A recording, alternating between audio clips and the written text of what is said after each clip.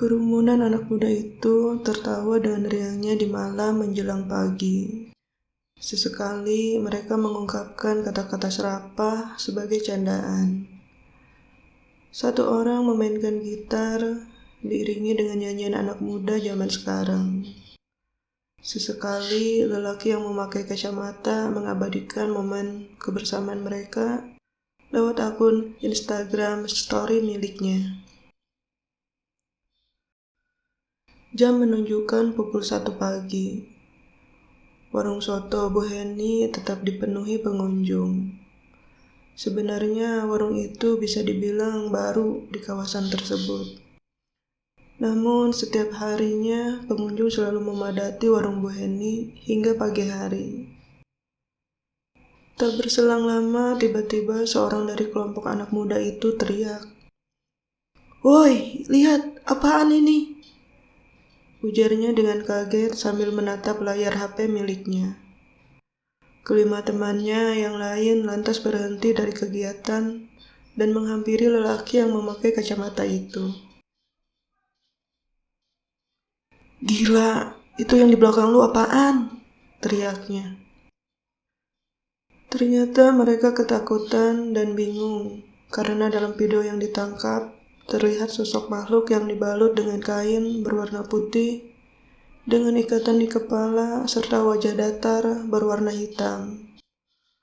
Makhluk tersebut melayang ke kiri dan ke kanan, layaknya memperhatikan warung makan yang dijual Bu Heni. Diyakini sosok itu adalah pocong. Karena suara yang gaduh, Bu Heni menghampiri menanyakan apa yang terjadi. Lantas ia kaget mengapa penampakan tersebut bisa ada di warungnya. Tak berselang lama, Pak Heri, suami Bu Heni, menyuruh anak-anak tersebut untuk pulang. Dan jangan dipiralkan video tersebut. Cukup mereka saja yang tahu. Sejak kejadian itu, Bu Heni tidak bisa tidur. Kadang ia merasa bulu kuduknya berdiri saat mengingat kembali penampakan di video pelanggannya. Sebenarnya ia tidak ingin percaya dengan hal-hal gaib seperti itu. Namun apa yang dilihatnya tadi sangat jelas. Apalagi diambil dengan video. Terlebih sikap Pak Heri yang tiba-tiba berubah seperti takut jika orang-orang tahu ada penampakan pocong di warungnya. Malam itu pun Pak Heri tidak kembali ke rumah. Entah kemana, Bu Heni juga tidak tahu. Keesokan pagi warga kampung digegerkan dengan salah satu makam warga yang dibuat berantakan. Seperti ada yang menggali makam tersebut. Anehnya, seluruh bagian dari tubuh mayat lengkap. Namun, ada satu hal yang hilang dari jenazah tersebut, yakni tali pocong yang diikat di atas kepala. Banyak warga yang berpendapat bahwa kawasan kampung sudah tidak aman, karena ada orang yang memakai guna-guna dengan mencuri tali jenazah orang yang sudah meninggal. Mereka meyakini pencurian tersebut dilakukan untuk sesuatu yang tidak masuk akal atau ilmu hitam. Saat itu terlintas di benak Bu Heni, apa pencurian tali pocong tersebut ada hubungannya dengan rekaman video di warungnya. Apalagi jarak waktunya tidak terlalu jauh. Tapi apakah mungkin? Saat terdiam melamun, tiba-tiba Pak Harun datang menepuk pundak Heni. "Hen, saya mau ngomong. Saya sudah lihat video anak muda malam itu yang direkam di warung kamu. Maaf, tapi kamu jangan tersinggung. Apakah kamu menggunakan pesugihan untuk penglaris?" tanyanya. Sontak Heni bangun dan marah kepada Pak Harun.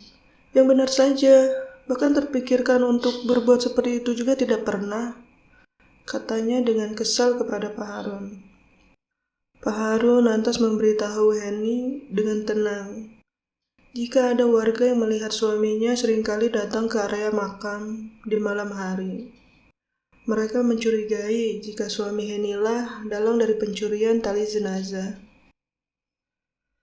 1-2 kali dijelaskan, Heni masih belum terima, hingga ia mengingat kejadian itu. Saat ingin mencuci pakaian suaminya, ia kesal karena celana dan baju Pak Heri seringkali kotor, dipenuhi dengan tanah merah seperti dari kuburan. Namun saat itu ia tidak terpikir ke arah sana. Heni lantas menarik nafas, menenangkan diri dan menerima masukan dari Pak Harun. Saya hanya mengingatkan sebelum terlambat, jika suamimu benar melakukan pesugihan, tolong dicegah sebelum warga yang langsung menangkap basah suamimu, tegasnya. Malam itu, Heni memperhatikan gerak-gerik Pak Heri.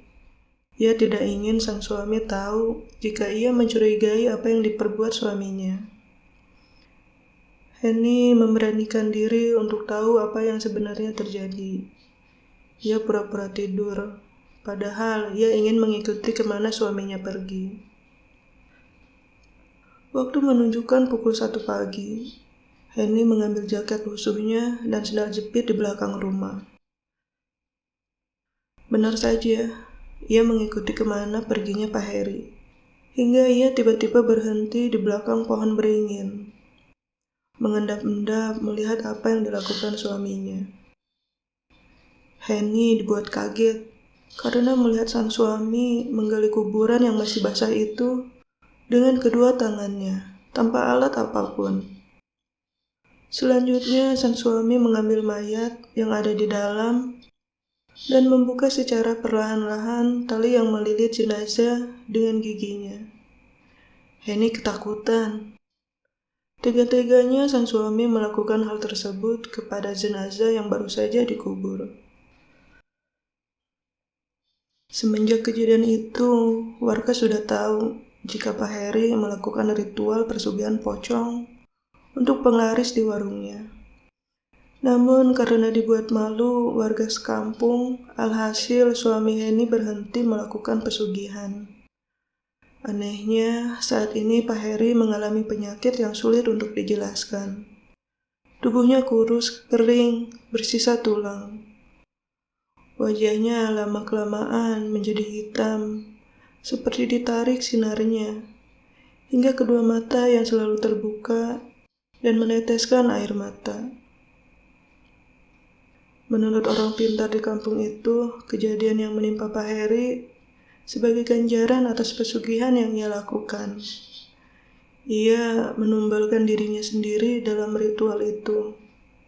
Ditambah lagi, saat Pak Heri tidak bisa mengambil tali pocong dari jenazah yang seharusnya dilakukan secara rutin.